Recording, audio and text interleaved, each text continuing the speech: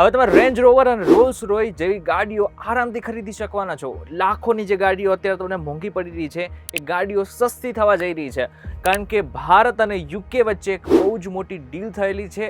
એનો અમલવારી આજથી શરૂ થયેલી છે.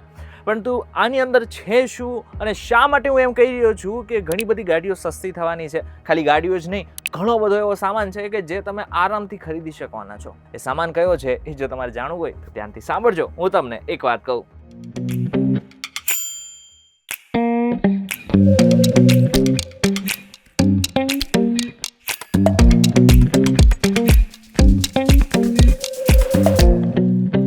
એક વખત આપનું સ્વાગત છે. હું છું આપનો દોસ્ત કરણ ચરોતરા. હવે જે ટ્રેડ ડીલની વાત કરી રહ્યો છું એ છે FTA એટલે કે ફોરેન ટ્રેડ એગ્રીમેન્ટ, જે ભારત અને યુકે વચ્ચે થયેલો છે. હવે ડીલ છે શું? મહત્વની વાત તો એ છે કે ભારત અને યુકે વચ્ચે હવે જે પણ કંઈ સામાન આયાત અને નિકાસ થશે ને એની ઉપર કોઈ પણ પ્રકારની ડ્યુટી અથવા તો ઓછી ડ્યુટી નાખવામાં આવશે, જેને જ કારણે બંને દેશોમાં જે માલ સામાન હશે ને એ સસ્તો થઈ જશે. હવે ડીલ ભારત માટે શા માટે ઇમ્પોર્ટન્ટ છે? યુકેની જે અર્થવ્યવસ્થા છે ને એ દુનિયાની જેટલી મોટી અર્થવ્યવસ્થા છે ને એમાંની એક છે. એટલે સમજી શકાય છે કે ત્યાંના જે નાગરિકો છે એમની ખરીદ શક્તિ વધારે છે. ખાસ કરીને ત્યાંની માંગ વધશે અને એને જ કારણે ભારતમાં તેનું વેચાણ વધવાનું છે, અને વેચાણ વધશે તો આપણી અર્થવ્યવસ્થા પણ સુધરશે. આ કરારનો સૌથી મોટો ફાયદો ભારતના નિકાસકારોને મળશે. ખાસ કરીને textile, garment, gems and jewellery, leather, engineering goods, auto components, chemicals, મસાલા, ચા, coffee, ready to eat food અને સમુદ્રી ઉત્પાદનો જેવા ક્ષેત્રોમાં કામ કરતી કંપનીઓ માટે બ્રિટનનું બજાર હવે વધુ સરળ બની જશે. ઉદાહરણ સાથે સમજીએ તો સુરતમાં જે હીરા છે એની નિકાસ આરામથી યુકેમાં થઈ શકશે અને એનો લાભ આપણને મળશે. મહત્વની વાત તો એ છે કે આપણું માત્ર ફોકસ મેન્યુફેક્ચરિંગ ઉપર નથી. ખાસ કરીને આપણા જે સર્વિસ સેક્ટર છે એમાં પણ ખાસ કરીને જે આપણા IT સેક્ટર્સ છે, આપણા સોફ્ટવેર એન્જિનિયર્સ છે, આપણા જે મોટા કુશળ ઉદ્યોગકારો છે, કામદારો છે, એમના માટે થઈને પણ આગળના સમયમાં આ જે ટ્રેડ ડીલ છે ને એ મહત્વની છે. આગળના સમયમાં રોજગારી પણ વધશે. આ બધા જ લોકો ત્યાં જશે અને ખૂબ સારા પૈસા પણ કમાશે. હવે વાત કરી લઈએ કે આ ટ્રેડ ડીલના હિસાબે ભારતમાં કઈ કઈ વસ્તુ સસ્તી થશે.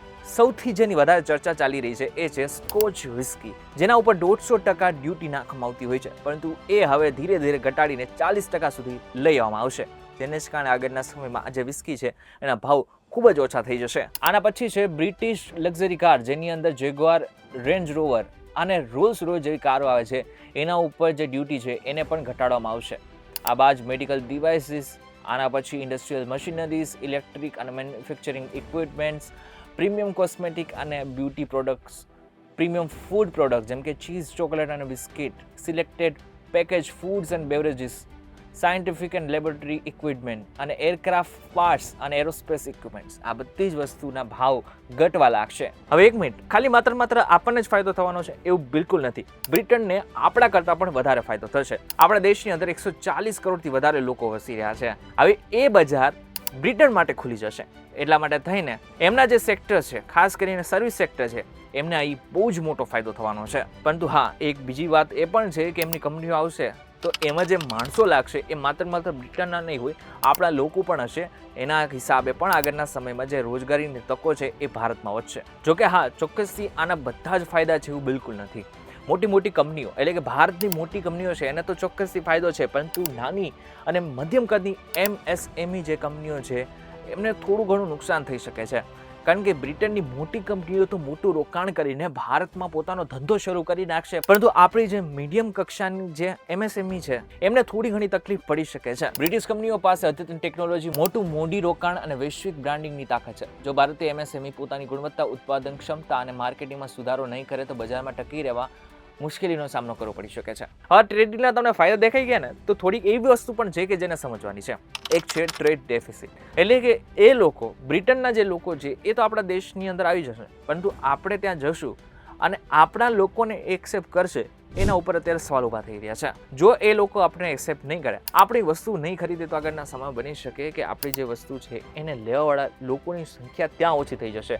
એટલા માટે થઈને આગળના સમયમાં આપણા માટે ટ્રેડ ડેફિસિટ જેવું બની શકે છે, જેને જ કારણે આપણો રૂપિયો નબળો પડી શકે છે. જોકે અત્યારની સમયની વાત કરવામાં આવે તો અત્યારે તો વિન એગ્રીમેન્ટ દેખાઈ રહ્યું છે, એટલે કે બંને સાઈડથી ફાયદો દેખાઈ રહ્યો છે. પરંતુ હવે આગળના સમયમાં જેમ આ એગ્રીમેન્ટ આગળ વધે છે, જેમ આના ફાયદા દેખાવા લાગે છે, એવી રીતના ખબર પડશે કે ખરેખર કયા દેશને વધારે ફાયદો થઈ રહ્યો છે. ત્યારે આ બાબતને લઈને તમારું શું કહેવું છે?